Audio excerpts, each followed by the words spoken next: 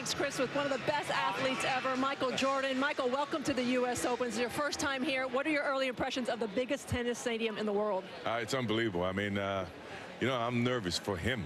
You know, at the end of the day, you know, I've played in many arenas, especially in Madison Square Garden, and I'm more nervous now than even when I played. It's hard to watch, isn't it? Now, you and Roger have been collaborating on a shoe that he's debuting tonight. Can you tell us a little bit about the project? He's done a lot of input in it. He actually, one of my shoes was his favorite, which was a 3. And, you know, I told Roger when they first came up with the idea, I said, look, you know, as long as you have input, you control it. You know, I know nothing about tennis. And the most important thing, it has to be functional, you know, and I don't want you to get out there and play in a shoe that doesn't feel well. And he took it to heart, and he actually got involved in it, and I was very surprised. The shoe looks very nice. Well, you know that Roger, when he goes to hit his overhead, gets a little hang time, a la Michael Jordan. Is this shoe going to help him a little bit extra? Well, I don't know about that, but, you know, he is a good athlete. I know he was a basketball player at one time, so I know he can get up a little bit. Now, Michael, Roger's 33. He's looking to win his 18th major. When you were 33, you were making your comeback, and you won 3 NBA titles. What does it take as you get older to stay at that level?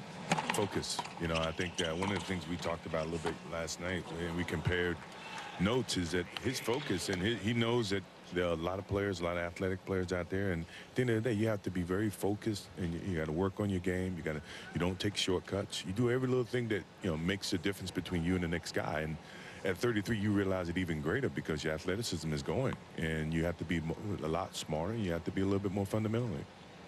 What have you enjoyed about watching this first set so far with Roger? Well, you know, in all honesty, I think he's looked so smooth. You know, I've seen him on TV. I've seen a lot of tennis on TV, but you never really understand how smooth and how relaxed and how fundamentally sound that he can make this game, you know, make it look. And I'm fascinated with how smooth he looks good in the shoes, without a doubt, but he makes the shoes look a lot better. Now, I hear congratulations in order. You had a set of twins earlier this season. You know, Roger has 2. Can you imagine traveling around the world with your twins while you were competing? We were talking about that last night, and part of having twins, and I was talking to his wife, is that the timing has to be right. You know, when one wakes up, the other one wakes up, and, you know, if you get them on the right timing, which we have, my wife and I have, it makes things a lot easier. And we're having fun. I'm having a lot of fun, though. Now, we know you're a big golfer, but how's your tennis game these days? My tennis is terrible. I mean, tennis is so much like basketball in terms of the activity and cutting and moving, a little bit of jumping, as you just said. So I haven't played much at all, you know, but I'm still a fan, though. Now, you mentioned playing here in New York. What do you think of this atmosphere here? Open stadium, the largest one. A little different than Madison Square Garden? Yeah, a little quieter than Madison Square Garden. But, you know, the thing is, you know, these are enthusiastic fans. They understand tennis. And when you play in front of people like that, they understand the game, it gives you that extra energy, that boost of energy. And Roger was saying that last night, you know, and I said the same thing. Anytime I played in Madison Square Garden, it was like, you know, the mecca of basketball, and you knew they knew the game about basketball, and they appreciate the way you play the game.